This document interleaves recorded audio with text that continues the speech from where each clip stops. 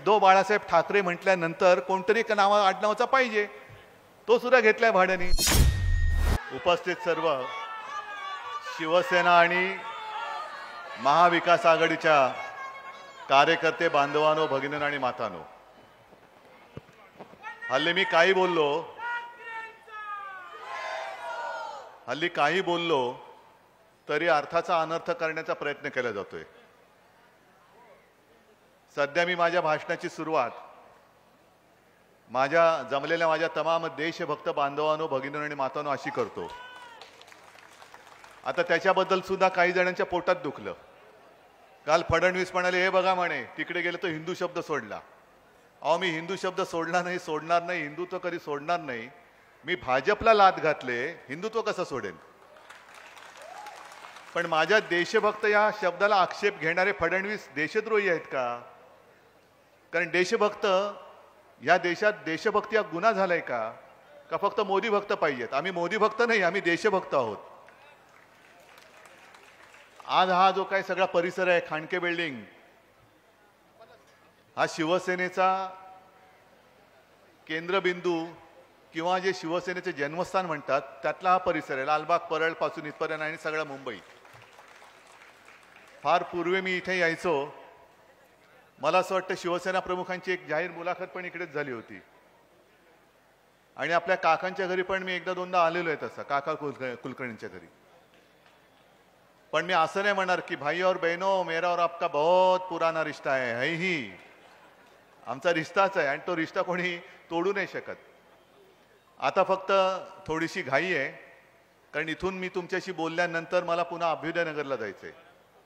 जसं IPLच्या मॅचेस सुरू आहेत, एखादा सामना रंगात येतो आणि इतके चेंडू आणि इतक्या रन्स, तसं टेन्शन नाहीये मला. सामना तर जिंकलेलाच आहे.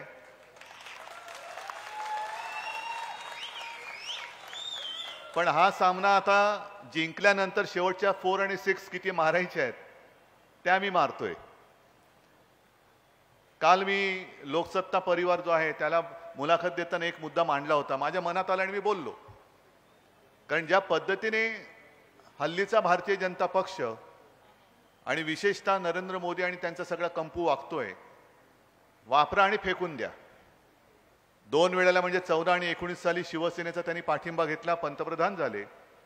आणि आता आपल्याला नकली सेना म्हणायला लागले, मला नकली संतान म्हणायला लागले. मी असंच काल म्हटलं की तो दिवस आता लांब नाहीये की एक दिवस मोदी संघाला सुद्धा नकली संघ म्हणतील.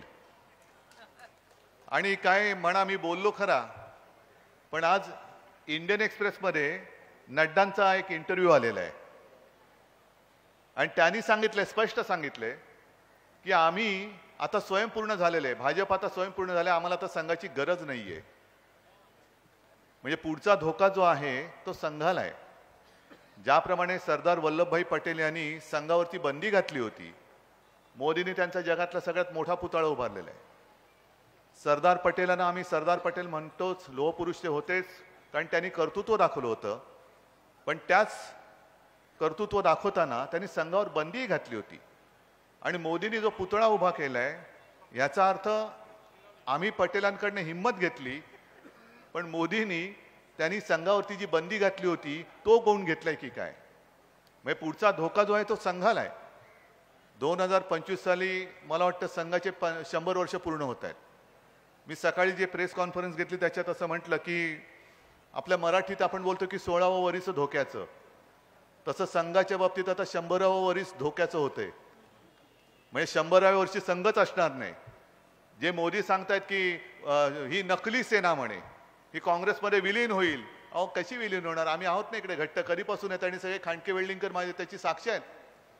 आम्ही कुठे विलीन नाही होणार. आम्ही जो अन्याय आमच्यावरती करेल त्याला संपवण्यासाठी शिवसेना प्रमुखांनी शिवसेनेला जन्म दिला. त्याच्यामुळे तुम्ही आमची काळजी करू नका, पण संघावरती तुम्ही बंदी आणणार.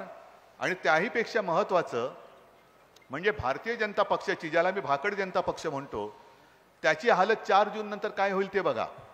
कारण सरकार कोसळल्यानंतर तुम्ही सगळे जे काय भाडुत्री गोळा केलेत, काल इकडे सुद्धा सगळे जमले होते ना, सगळे भाडुत्री, कोणी हक्काचं कोणीच नाही. म्हणजे इधर से उधर से सब लाये थे आपले. त्यांनी मैदान पण त्यांच्या नावाने बुक नाही केलं, म्हणजे तुमच्या नावाने मैदान पण बुक होत नाही. आणि अशा माणसाची गॅरंटी देश घेणार. तर हे सगळ्यांच्या भूलथापा आपण पाहिल्या. बाकी सगळे प्रश्न आपल्या सगळ्यांसमोर आहेत. जसं मी ग्रामीण भागात गेल्यानंतर शेतकऱ्यांचे प्रश्न मांडतो, तसं आपल्या शहरी भागामध्ये विशेषतः मुंबईमध्ये आपल्या मुंबईचे जे काही उद्योगधंदे हे गुजरातमध्ये यांनी पळवले. मग हिरे बाजार नेला. आपल्याकडे होणारं मोठं आर्थिक केंद्र, वित्तीय केंद्र जे काँग्रेस सरकारने दिलं होतं, मी मुद्दामून सांगेन, आपलं सरकार होतं आणि करोना होता, ज्याचा उल्लेख आपल्या उद्याच्या खासदारांनी केला, अनिल देसाईंनी, जिथे आपण फील्ड हॉस्पिटल उभं केलं होतं. देशामध्ये दुसरं असं कोणतंही राज्य नाही की ज्याने फील्ड हॉस्पिटल जसं चीनने 15 दिवसात उभं केलं होतं. मला एका गोष्टीचं नक्कीच समाधान आहे की आपल्या महाराष्ट्राने 17 दिवसामध्ये तिकडे फील्ड हॉस्पिटल उभं केलं होतं आणि हजारो लोकांचे प्राण वाचवले. यांनी काय केलं, यांना घाई झाली होती, कारण ती जागा आपलं सरकार गद्दारी करून पाडल्यानंतर पहिला निर्णय कोणता घेतला असेल तर ते फील्ड हॉस्पिटल पाडलं आणि ती आपल्या मोक्याची जागा बुलेट ट्रेन म्हणजे गुजरातच्या घशात घातली. म्हणजे तुम्हाला सगळं गुजरात गुजरात गुजरात. मग इकडे जो जमलेला सगळा आणि राहणारा माझा भूमिपुत्र आहे, मराठी माणूस आहे, त्याच्या भविष्याची चिंता कोणी करायची? म्हणजे काल जे मोदी म्हणाले की मी मुंबईला असं करेन, मुंबईला तसं करेन, तुम्ही मुंबईला भिकारी करताय. माझ्या मुंबईच्या महापालिकेच्या 90,000 कोटीच्या ज्या काही FDs होत्या त्या आता तुम्ही तोडायला लागलात. 5,000 कोटी आता ते MMRDL देत आहेत. म्हणजे संपूर्ण योजना ही सरकारची आणि भार मात्र महापालिकेच्या बोडक्यावर. कशाला देणार आम्ही तुम्हाला मतं? बरं, 2-3 दिवसापूर्वी त्यांचा जो काही रोड शो झाला तो खरा रोड शो हिणकस होता. हिणकस मी एवढ्यासाठी म्हणतो, तिथेच ते सगळं आशियातलं मोठं होर्डिंग हे त्यांच्याच बगलबच्च्यांनी केलं होतं, कारण महापालिकेची परवानगी नव्हती. त्यांचेच बगलबच्चे, त्यांचाच तो फोटो मोदींबरोबर पण आहे. आणि ते पडल्यानंतर त्याच्यामध्ये खरा आकडा अजून आलेलाच नाही किती लोक गेली. पण ती घटना घडल्यानंतर 2 दिवसात मोदींनी त्याच्या बाजूच्या रस्त्यांवरनं वाजत गाजत जो काय तुफान मस्तवाल रोड शो केला, लेझिम, ढोल, ताशा, फुलं बिलं उधळत. काय तुम्ही कशाला, तो त्यांचा काही शोक तुम्ही व्यक्त करायला आला होता फुलं उधळत? पण तो रोड शो त्यांनी जो केला, मला माहिती अशी मिळाली की त्या रोड शो साठी सुद्धा मुंबईकरांचा हक्काचा, मुंबई महापालिकेचा किमान 5 ते 10 कोटी रुपयाचा खर्च त्यांनी त्या रोड शो साठी करवला. हे निवडणूक आयोगाला चालतं? पंतप्रधान जरी असले तरी सुद्धा तुम्हाला तुमच्या पक्षाच्या प्रचारासाठी माझ्या जनतेचा पैसा कसा वापरता हे निवडणूक आयोग तर काय दखल घेणार नाही. 4 जून नंतर आपण निवडणूक आयुक्त सुद्धा हे राहायचे की नाही, ठेवायचे की नाही आपण बघू. पहिले यांचे घरगडी बदलायला लागतील. एक चांगला निष्पक्ष असा निवडणूक आयुक्त आपल्याला पहिला तिकडे द्यावा लागेल की जो दूध का दूध पाणी का पाणी करेल. यांच्यामध्ये काय, गटाराचं पाणी जरी आलं तरी शुद्ध गंगाजल म्हणून हे पितात. हे अशी सगळी 10 वर्ष आपल्या आयुष्यातले गेल्यानंतर आपण ह्यांना मतं का द्यायची? जेव्हा भाजपवाले म्हणतात आम्हाला मत द्या, आणि इकडे तर सामना कोणामध्ये, ह्यांच्याकडे तर उमेदवार नाहीये, आपलेच गद्दार पोरं घेऊन त्यांनी कडेवर घेऊन ते फिरतात सगळीकडे. म्हणून मी जे काय म्हणतो ना की भारतीय जनता पक्षाला राजकारणामध्ये पोरच होत नाही, त्यांना दुसऱ्यांची मुलं पळवावी लागतात. इकडे एक अनिल देसाई सारखा चारित्र्यवान माणूस मी तुम्हाला उमेदवार म्हणून दिलेला आहे.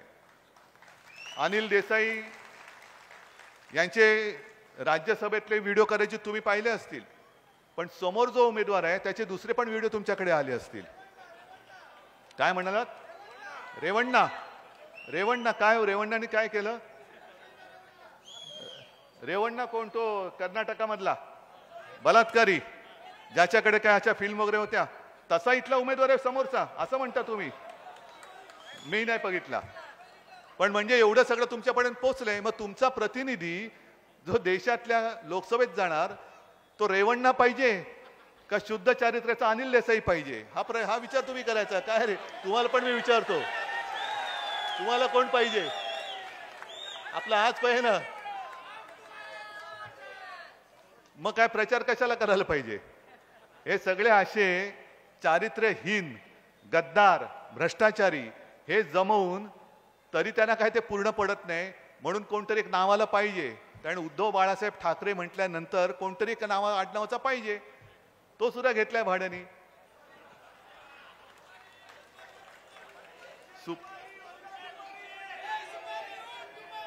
बाबा दुपार झाले, आता उठले असतील आणि सुपारी चघळत असतील. तर हे असे सुपारीबाज नको, खोकेबाज नको. आपल्या हक्काचा एक सुशिक्षित आणि चारित्र्यवान अगदी कट्टर शिवसैनिक मग अनिलचं एक वैशिष्ट्य सांगतो की अनिल माझ्याहून वयाने मोठा आहे, पण तरी सुद्धा मी त्याला हक्काने अरेतुरे बोलतो. एवढा तो एक जवळचा माणूस आहे. कारण काही लोक दाखवण्यासाठी जवळची असतात आणि वेळ पडल्यानंतर तेच आपल्या विरुद्ध लढायला उभे राहतात. यांना किती दिलं तरी पोटच भरत नाही. असे सगळे मस्तवाल झालेले लोक, गद्दारी करणारे लोक, हा जो काही दादर एरिया आहे, दादर विभाग आहे, कट्टर शिवसैनिकांचा एरिया आहे. विभाग हा कट्टर शिवसैनिकांचा आहे. आणि मुद्दामून मी इकडे आलो. सभा कुठे घ्यायची तर म्हटलं खांडके बिल्डिंगच्या इकडेच घेऊ, कारण हा माझा शिवसेनेचा एक बलस्थान म्हटल्यानंतर मला या सगळ्यांचं दर्शन आणि यांचे आशीर्वाद पाहिजेच. ते आशीर्वाद मी घ्यायला आलेलो आहे. आणि मला खात्री आहे की निवडणूक कोणाला मत द्यायचं हे तुम्ही ठरवलेलं आहे ना. कारण आपला गद्दार तर त्यांनी पळवलाय आणि मुद्दामून गोंधळ होण्यासाठी आपली जी निशाणी होती त्याचा मी उल्लेख पण करत नाही. जी निशाणी होती ती सुद्धा चोराच्या हातात दिलेली आहे. मग आपल्या हातात काय आहे? नीट काळजीपूर्वक बघायचं. कारण मला आता असं कळलंय की काही ठिकाणी खोके उघडले गेलेत, खोक्यातला जो काय माल तो वाटायला लागलेत. पण अशाही तक्रारी आल्या आहेत की ती खोट्या नोटा वाटतायत. म्हणजे त्याच्यात सुद्धा जुमलाच आहे. मतदान करावं म्हणून काही ठिकाणावर ज्या तक्रारी आल्या आहेत की पैशाचं वाटप होतोय, हे जुमलेबाज जे आहेत ते खोट्या नोटा वाटतायत, अशाही तक्रारी आल्या आहेत. पण मला एक सगळ्यांना सांगायचे की मतदार आता पेटलेला आहे. अगदी ग्रामीण भागात सुद्धा अनेक जणांनी खोके उतरूच दिले नाही गावामध्ये. त्यांना सांगितलं दारच उघडायचं नाही, उघडलं तर याद राख, गेट आउट. त्यांना हाकलून दिले. हा असा शापाचा आणि पापाचा पैसा लुटलेला पैसा आम्हाला नका देऊ. आणि एका जिद्दीने महाराष्ट्रच नाही तर संपूर्ण देश पेटलेला आहे. आणि 4 तारखेला नरेंद्र मोदीजी, तुम्हाला मी आजच आमंत्रण देतोय. आमच्या इंडिया आघाडीच्या पंतप्रधानाच्या शपथविधीला तुम्ही या, हे आज मी त्यांना निमंत्रण देतोय. हे मी निमंत्रण आज का देतोय? तुम्ही म्हणाल तुम्हाला आत्ता देण्याची काय गरज आहे? कारण काय असतं, खुर्चीवर माणूस बसलेला असतो तोपर्यंत त्याचं महत्व असतं, नंतर त्याला कोण विचारत नाही. पण मला मुद्दामून नरेंद्र मोदी आणि अमित शहाना आपल्या इंडिया आघाडीच्या पंतप्रधान पदाच्या शपथविधीला बोलवायचं आहे. कारण त्यांना दाखवून दिलं पाहिजे की तुम्ही ज्या काही 10 वर्ष थापा मारल्या, आता खरं 4 जून नंतर देशाचे अच्छे दिन सुरू होत आहेत. आणि म्हणून मोदीजी आणि अमित शहाजी, तुम्ही आम्हाला लुटलत, आम्हाला छळलं, तेवढं खूप झालं. आता जसे आमचे उद्योगधंदे गुजरातला पळवलेत तसे तुम्ही सुद्धा गुजरातला जा आणि तुमच्या घरात निवांत पडून राहा आणि तुम्हाला शांत झोप लागो, अशा शुभेच्छा मी मोदी आणि शहाना देतो. आणि तुम्हाला सगळ्यांना अनिल देसाईच्या विजयाची जबाबदारी देतो आणि तूर्त आपली रजा घेतो. जय हिंद, जय महाराष्ट्र. देश विदेशातील प्रत्येक घडामोडींचे लाईव्ह अपडेट मिळवण्यासाठी आता साम टीव्हीच्या सर्व सोशल